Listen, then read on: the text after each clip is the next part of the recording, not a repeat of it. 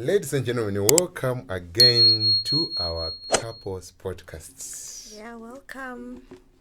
Well, today is Women's Day, It's Girlfriend's Day, it's Women's Day. but girlfriend and women, what's the difference? By the way, you guys are cheating us, by the way. Whosoever is coming out of those days, Women's Day, Girlfriend's Day, aren't women girlfriends? I mean, aren't girlfriends women? Or rather, also, okay, let's not talk about Men's Day and Boyfriend's Day. Today we are focusing on women.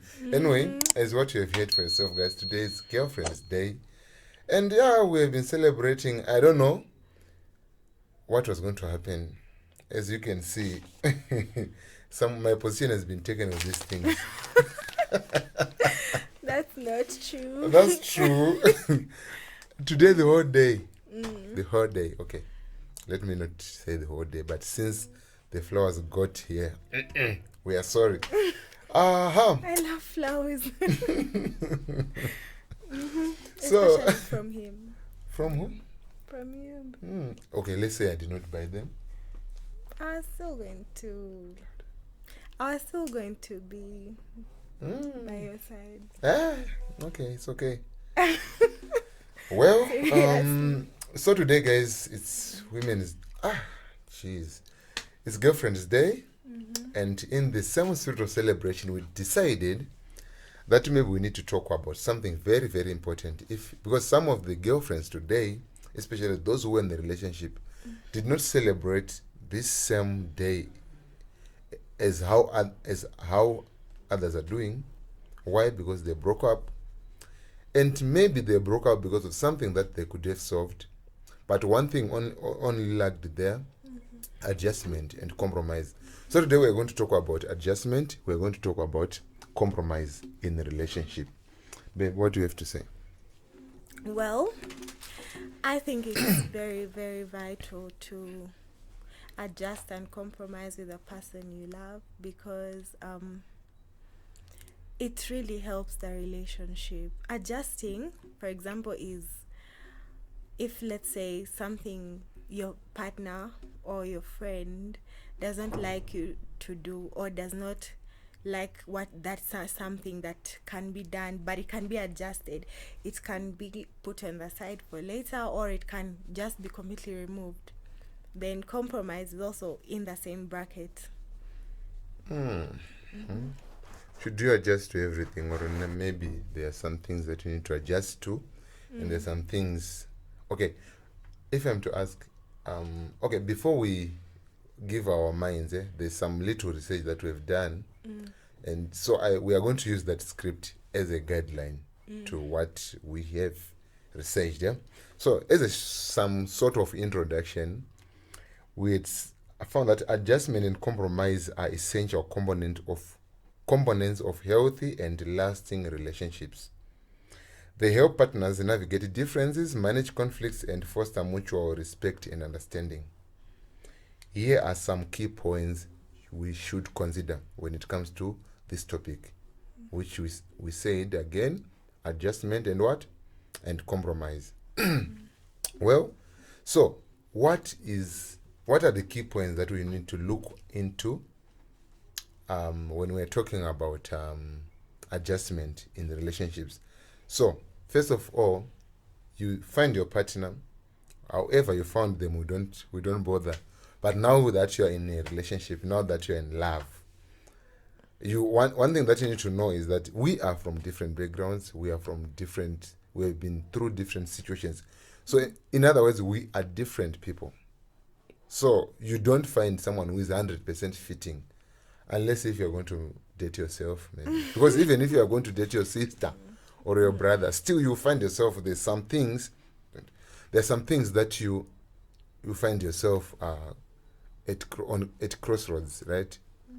Now, here they're saying, baby, what do you think when they say, as we are talking about adjustment in a relationship, there should be understanding and acceptance? Well, I think as you adjust to, let's say, your partner's beliefs and what they like doing and what you like doing, you have to. I beg your pardon. You said it. Acceptance Yes, and understanding. you have to accept that this person believes in what they believe in, and that this person also and you also accept your person for who they are as a person, like as an individual. And then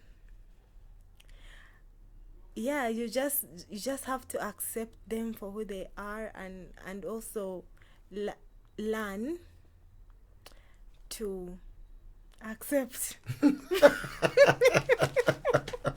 This lady, she's stealing our time. What are you saying? It's okay. Please forgive me. You need to accept and learn to accept. Okay. So you're saying you need to acknowledge and accept each other's difference. Recognize that every individual has unique habits, preference, and perspectives, right? But now, in as much as, babe, like, I know when people meet, they have different habits, and we need to understand that, right? Yeah. But let's say I'm a believer, and I found you are drinking, you are partying recklessly, you're doing things anyhow, recklessly and everything. You are dressing in a way which is even crazy, like, which I don't like. And not only me, but which is also toxic to the world. Should I adjust to that and understand that, you know what, I found her dressing like this, I found her drinking, yet maybe your drinking is being toxic to the relationship, not only to the relationship, but to yourself as well, and to the or everyone who is around you. Should I understand that and accept that? Or should you do the No. same if it was me? No, I think some things that are in someone's character, I don't think they add anything to your relationship or to any relationship, even to the ones you have with your family. I think it only takes, so All right. it's good for that to be handled. So in other words, from in as much as we're encouraging one another to understand and accept the opposite, the other person, there are some things, factors rather, that also needs to be considered. So for example, as what we said, you can't accept and understand something which is negative, and Yeah, it's that's evidently affecting them.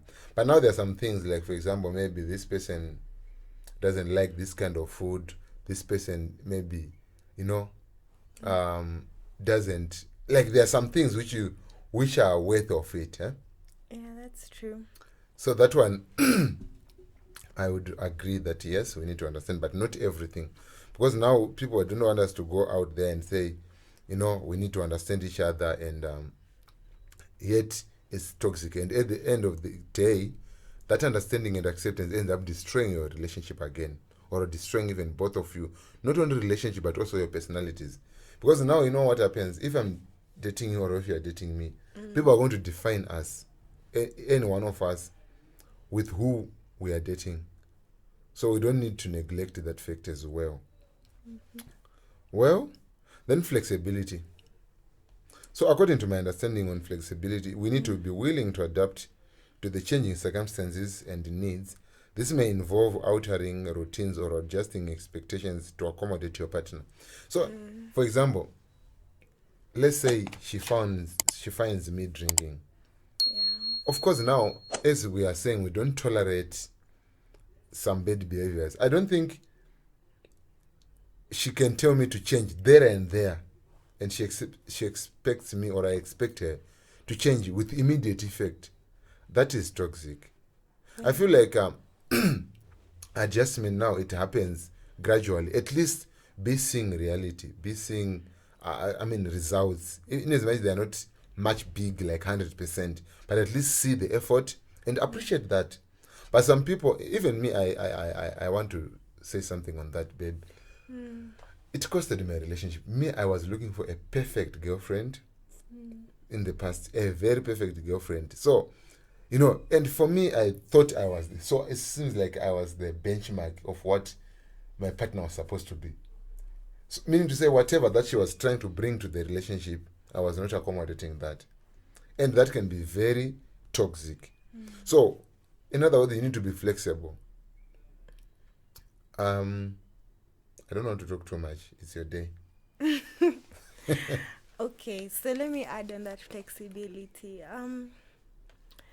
So most times to be in a healthy relationship, a part of listening to your partner is getting to know how you can be able to adapt to their situations and change accordingly. For example, if you know your person is really working very hard for everything that they get in life, a situation where you increase demands or you make it hard for them, even when they might work hard, you're not pushing them to do so, you're just taking and not giving any kind of support. Like by support, it might not even be financial, it might be emotional, some strength, some kind of like encouragement. They honestly get tired, they get overwhelmed and tired, and they cannot they reach a point as a human being, and um it cannot they cannot do any much more than that. And so being flexible also makes you patient, because patient is a fruit of the Holy Spirit, but it also makes you patient in your relationship because you're flexible. You can be able to adapt to the current situation, the current season, which the both of you are going through. But me, I'm not the perfect relationship advisor, honestly. But those are some of the things I can share with listening. And really, if your partner tells you that this I'm not familiar with, I don't like, or this causes me discomfort, then being flexible about it and adapting can be one of the ways you can avoid unhealthy arguments and unhealthy ways of moving on into your own relationship. And so it's very important. Wow. Thank you so much. Are you flexible?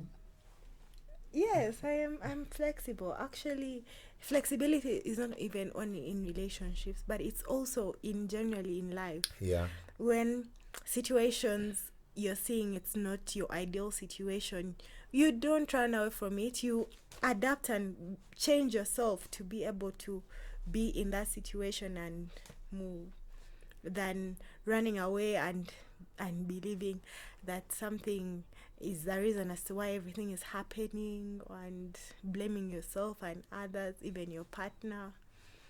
All right. Yeah. So, the worst statement I'm thinking about right now. Every time I should be reminding you, see, I'm just doing this because I'm trying to be flexible with you. Or it's not like I like it. This can be so funny because imagine Fun or toxic? it can be both. All right. Yeah. Anyway, then communication. I think on this one, if I am to adjust and be flexible and understand you, you need to communicate first. Because sometimes, in as much as I can observe, it's not everything that I observe. Sometimes I think it's also good to communicate who you are.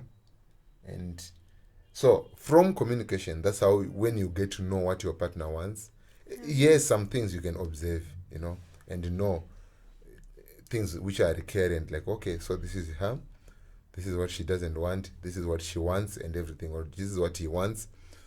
But I think people, they've gone past that. I feel like people in a relationship, and this one I'm saying not because of observing others, but even from my own personal relationship, especially my past relationships, you expect to, I don't know, like to be a prophet, or you expected to be a prophet, prophetess, or something like that. But you better communicate. You know what? I don't like this kind of. I'm not comfortable. In fact, even the words you use, don't like be commanding. Like, you feel entitled. Say your part of the story or your preferences in a humble way, which shows that you are also understanding that these people, the other side, yes, they were not used to it, but at least they should understand you. So here they're saying open and honest communication is crucial. Discuss your needs, concerns, and desires with your partner to find common ground. Yeah. So once you communicate and you keep on reminding each other, of course, in humility, don't be there saying, do you think I'm an angel? Do you think I'm a saint? I'm just a normal human being like you. There's some kind of ways speak, in a noble way that also your partner doesn't feel like you are trying to intimidate them or you are trying to make them feel bad and everything. So communication is very important. Actually, I think in every relationship, be it whatever kind of relationship, communication is the best. Yeah, because it saves a lot of argument time because you've communicated, and also it shows that you respect the person, because when you respect your partner, you're able to, whenever there's something that's bothering you, I think you communicate, because you don't want the you sorry It's fine. you don't want you to get you don't want you to be angry at them, and then they don't know. So it's just energy that's being put into the wrong place. Hmm. Yeah. So you just become moody and they don't even know, like, why are you moody? What has happened, So, yeah, that's a recipe for disaster. Then, finally, on when we're talking about adjustment, patience, I think I've said this before.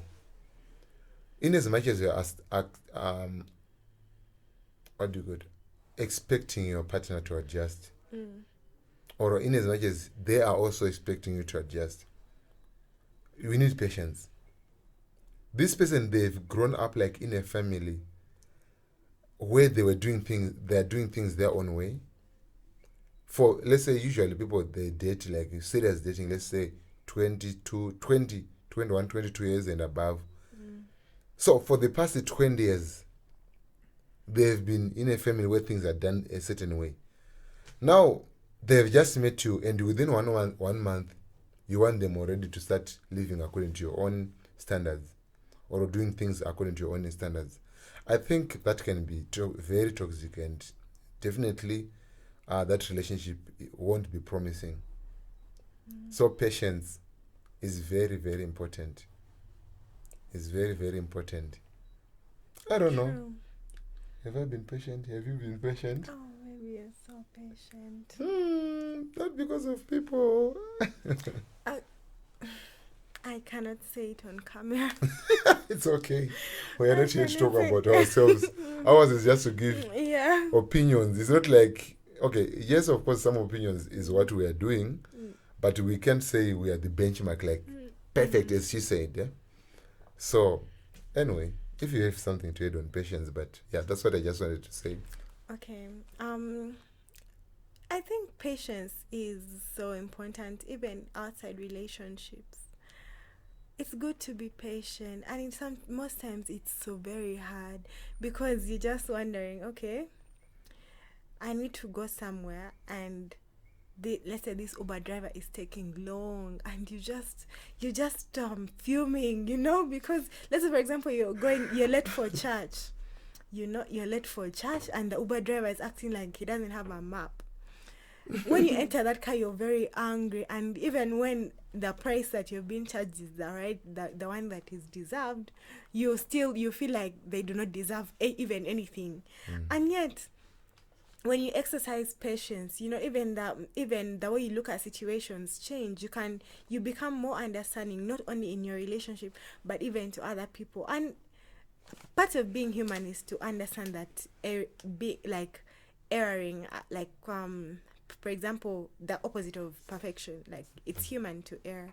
And so you can find that this Uber driver didn't really, maybe you didn't know probably what happened to him in the morning, as to why he for some reason is not able to use the map. But you become more understanding in life, and you even get more friends. And patience it's a fruit of the Holy Spirit, as I said before. it's really important for us to all be patient, and in as much as it is very hard sometimes to be patient, it can be done. So this is what they're saying: allow time for each other Mm. to adjust to new situations or a change in the relationship. Mm. Patience helps reduce frustration and builds a supportive environment. Yeah, that's By the way, she can tell you I was not that patient. yeah, he was. I wasn't that patient, but yeah, I thank God I've adjusted. In fact, I'm still adjusting because for me, I do my things very fast. Yeah. Is it guys? Because I do my things very slowly. I think And here we are. I think God just wanted to slow me down a bit. Hey, wow. I think those guys, those who know me, they know this guy is always Mhm. rushing up and down. Now then you get Hannah there, rushing nowhere. What do you have to do? Right. Babe, let's go. I'm like, it's me who is dying of frustration. Why can't I just reduce myself?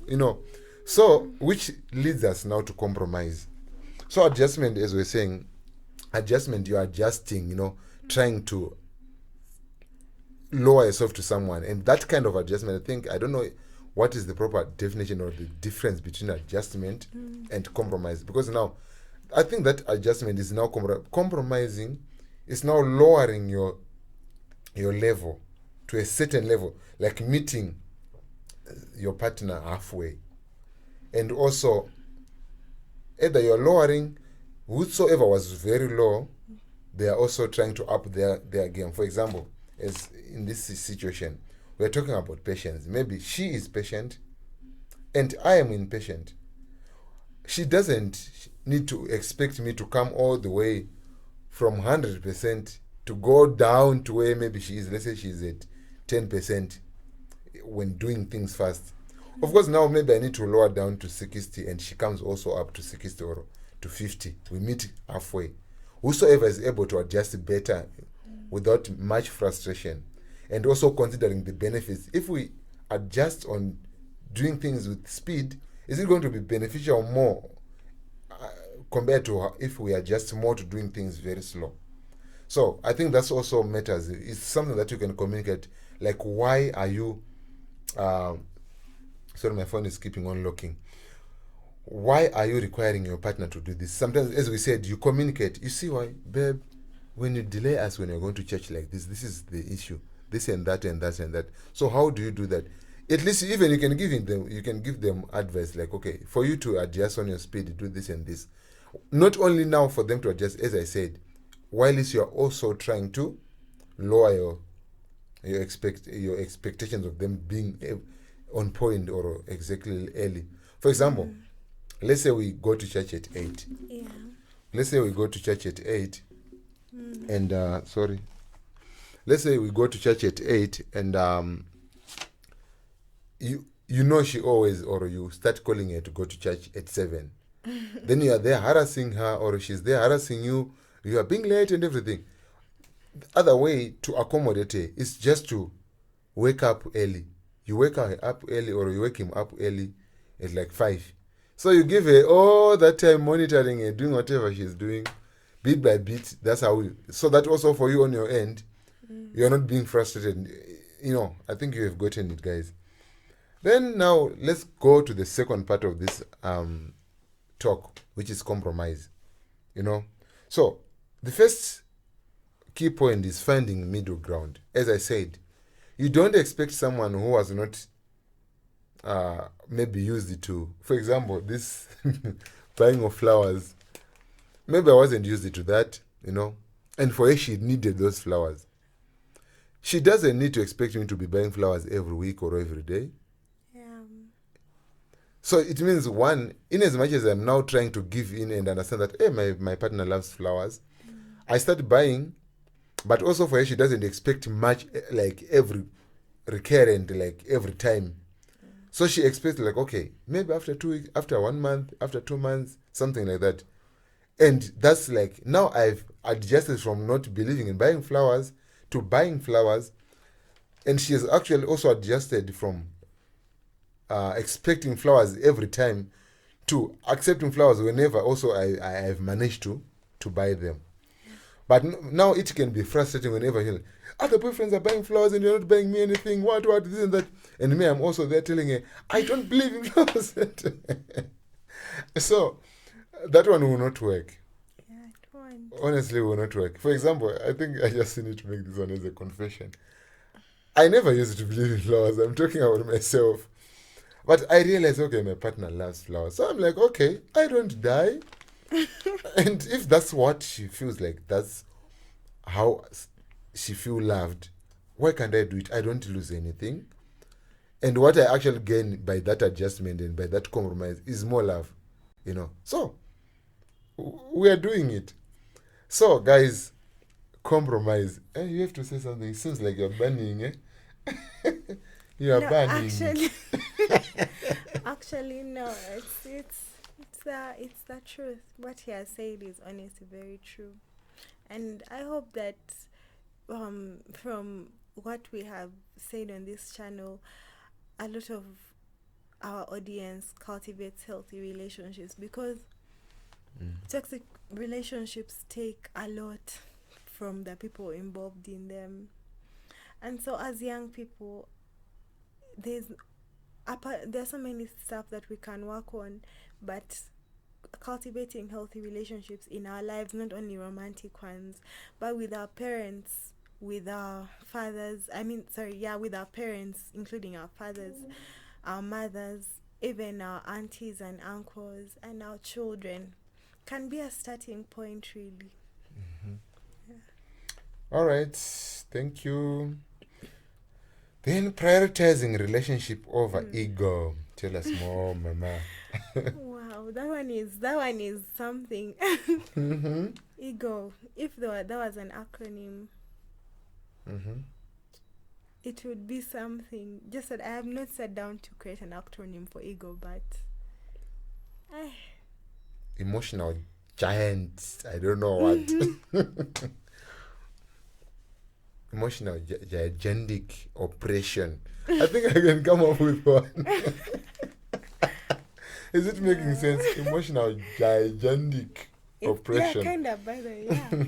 Because, it's your emotions that you are... No, you don't want them to be challenged. And what do we have to say? Like, can you expagorate? On ego. Prioritizing relationship over ego. Yeah. Sometimes your ego, guy. Sometimes your ego, even everyone has an ego. They say that guys have a bigger one than females, but I think it's subjective. Some females have more than guys, and others have less. Ego is that thing that tells you this person is annoyed at me because I did not tell them good morning. Who do they think they are? And so you just get angry, and you just feel like, I can't do this anymore. But when you prioritize your relationships over ego, you instill humility. You come next to humility in your life. I'm not saying like what I'm trying to say is, put your relationship over your ego, your relationships over your ego, in that, like, you don't put ego, especially us ladies, you don't put ego in our relationship if you want it to be healthy. If you have done something wrong, why not apologize? Even for the guys, when you can apologize to the person that you have wronged. Hey, apology. You can apologize. Yeah. Isn't it a sign of weakness? No, it's never a sign of weakness to apologize when you're wrong.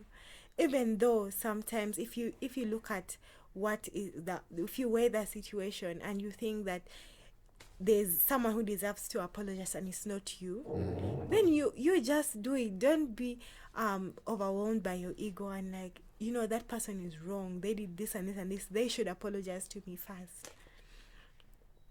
Sometimes you just have to put your ego aside and communicate in your relationship and talk to the person, talk about the situation, talk about why this and this has happened, and what you can do together to solve that problem.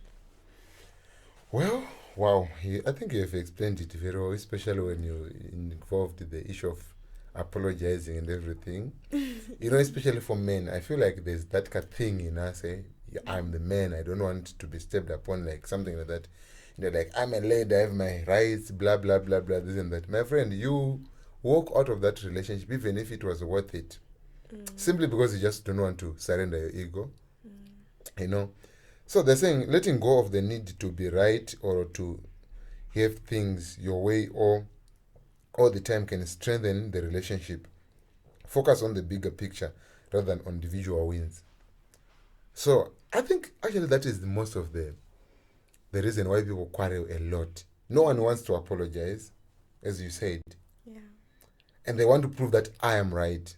I was right. You are the one who was wrong. Sometimes, honestly, just lower your nini. Because now imagine everyone, the voice is high, up there.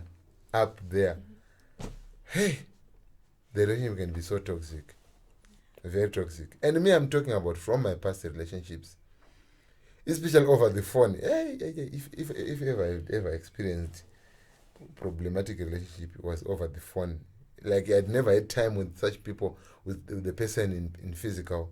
Then we were just operating over online, and you are busy typing and exchanging words. No one is willing to admit it. It can be hectic. So guys, just question yourself. All the problems that you are going through, is it because you just don't want to compromise? Is it because of your egoistic behavior? Is it just because you don't want to meet your partner on the middle ground?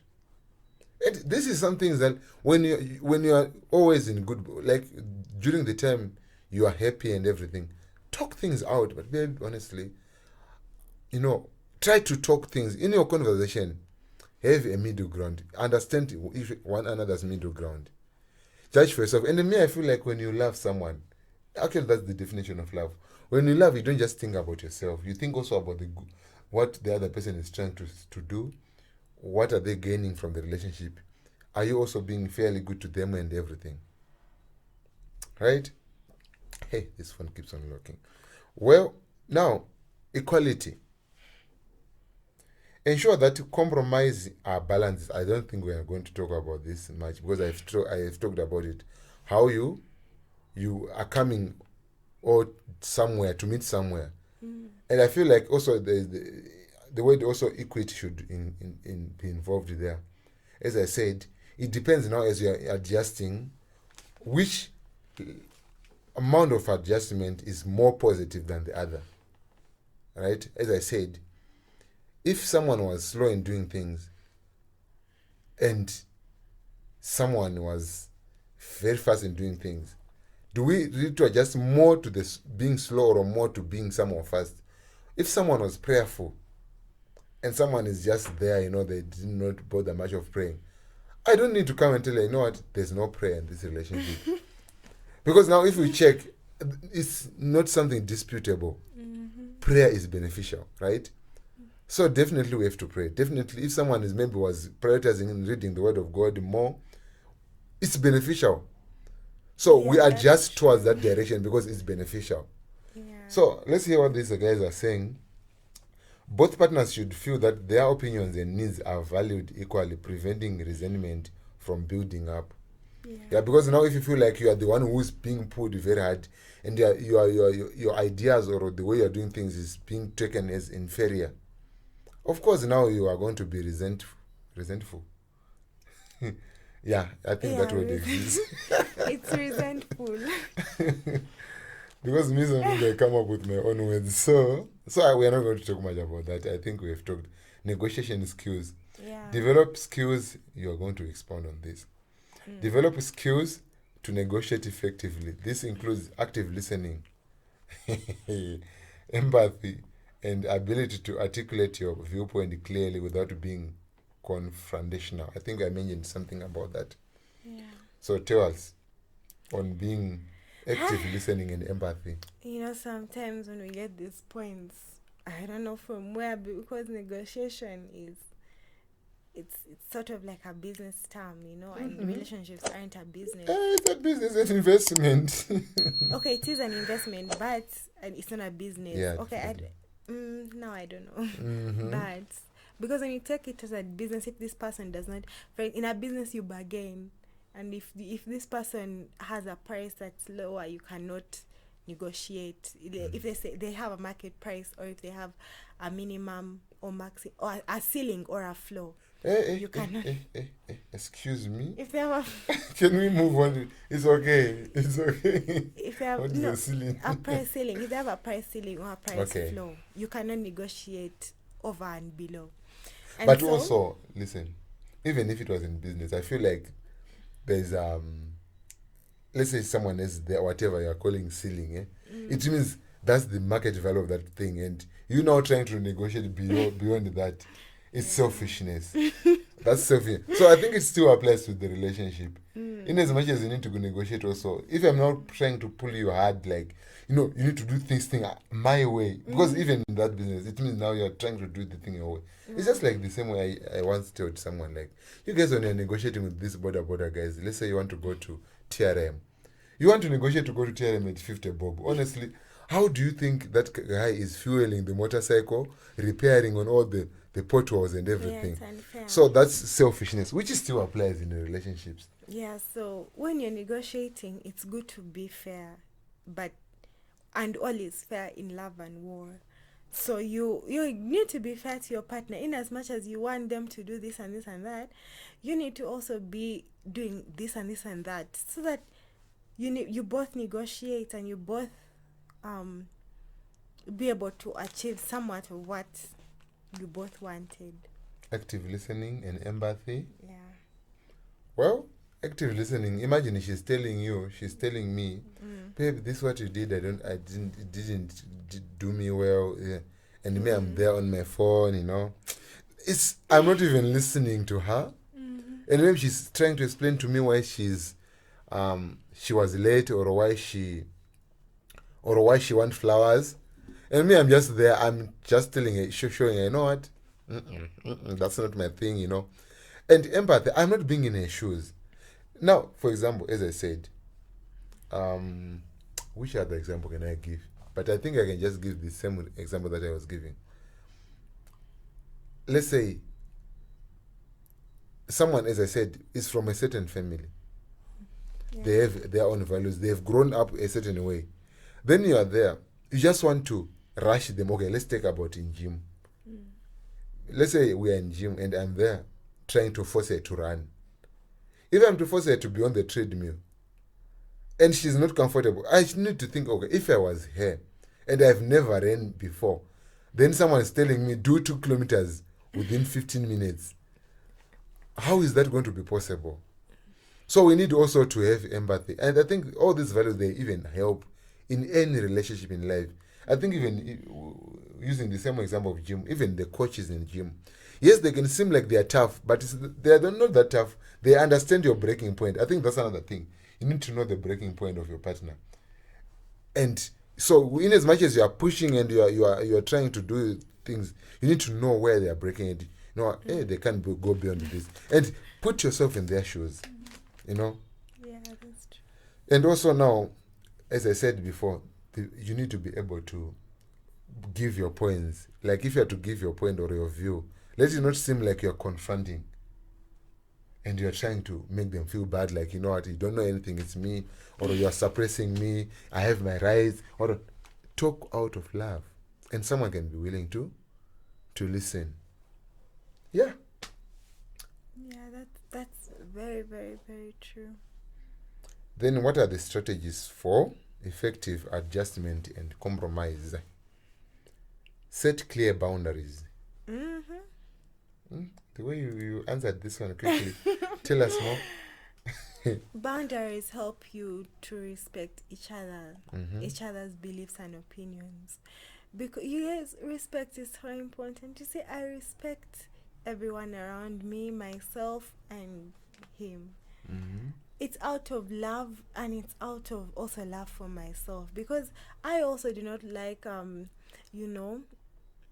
to be there. And let's say I'm in another situation, like let's say out of a relationship, and let's say you're in a place and someone disrespects you, maybe by stepping on your shoe, or maybe by pushing you, or even you know, slapping you. It's not a good look, and it doesn't make you happy. So when you respect one another by setting healthy boundaries, you know, for example, why are you looking at my phone, or why are you going through his phone? Isn't that a boundary that you are crossing? Well, in some relationships you can We you should can talk agree about that, eh?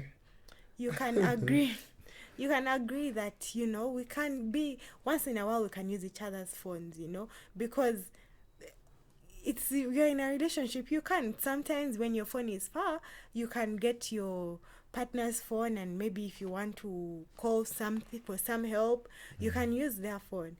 But now it goes, when you get their phone, and what you really really just want to find is who he's talking to, or or whatever sign you're just looking for a sign, because it cannot be. Maybe you're thinking that this is too perfect, there must be something. You'll find it, but because when you look for something you find it.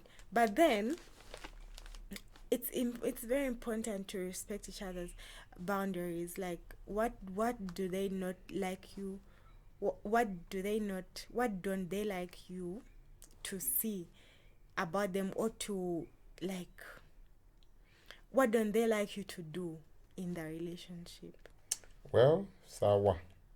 What does it say?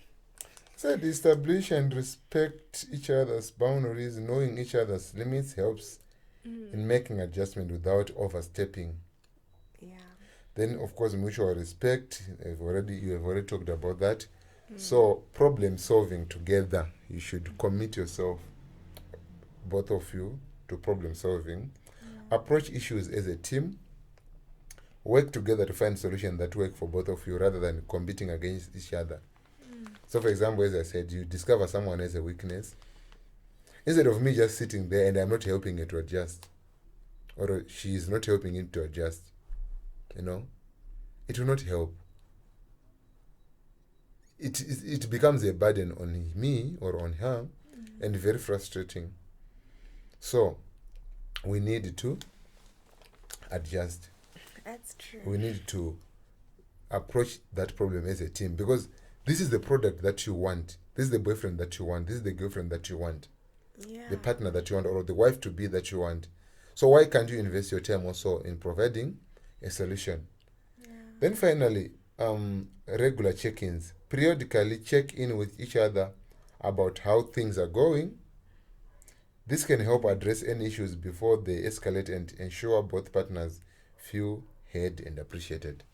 Yeah. So you keep on checking yourself, you know, on the adjustments. Like, are you okay with this? What? Do you have to say anything on that? Yeah, I really find it so important to check in on who you love and to make someone feel appreciated, be it partner, be it a family member. You just show them how much you appreciate them for just even existing in your life, because it goes a long way. It's very important for us to appreciate the men in our lives, you know, to show them love and to show them that we actually love them and appreciate them for even the smallest things that they have done for us, even just to greet us, even just to take care of us, everything that they have done. It really goes a long way. And yeah, sometimes people can be sad or going through something an overwhelming situation, and they do not know even how to explain that situation. So when you check in on them, how are you, my love? How are you doing? How is everything going? Is the day going well? You know, it just shows that you care, and it strengthens your relationship. Yeah, by the way, that's true. Because now imagine she comes and maybe I'm low, and maybe I encountered a situation which I did not communicate. Now we are going back to the issue of communication. I didn't tell her I'm going through this. Then I'm here maybe raising my voice at her or being mad at her. And she's just there like, you know what, if she has ego, she's like, bro, it's up to you. Then what happens next is the escalation of everything. So check-ins are very good. Be on the track with what is happening in your partner's life, and monitoring one another. What, if any, changes in the mood, changes in character and behavior, and after all, that's love. Love is not self-centered. It's not. Much of caring about the next partner more than what you're thinking about yourself. Yeah, so as we conclude, guys, thank you so much. And time is gone. So in conclusion, adjustment and compromise require effort, understanding, cooperation from both partners. These are fundamentals to maintaining harmony and fostering a supportive and loving relationships. By practicing these principles, couples can navigate challenges and grow stronger together. Yeah, stronger together. What does that mean? Kiswahili? Tuko pamoja. Tuko pamoja. Tuko pamoja. We are together. Strong. We are shouting out to this very nice couple that we know. Yeah, it's the one that taught us that tuko pamoja. Should I say their names? Without their consent. Who is that? Okay, just say it. M and R. They know themselves. They know themselves. I am out of this. I'm out of this, guys. Okay. Shout out to you guys. And by the way, you guys, if you want to have some talks here, you come. Be in the studio. Yeah, you are welcome. Especially M and R. Yeah, so guys, thank you so much for your time. And to next time, we're going to talk about insecurities. Insecurities. Yeah, thank in the you relationships. Guys. Bye. Bye. Adios. Kwaheri.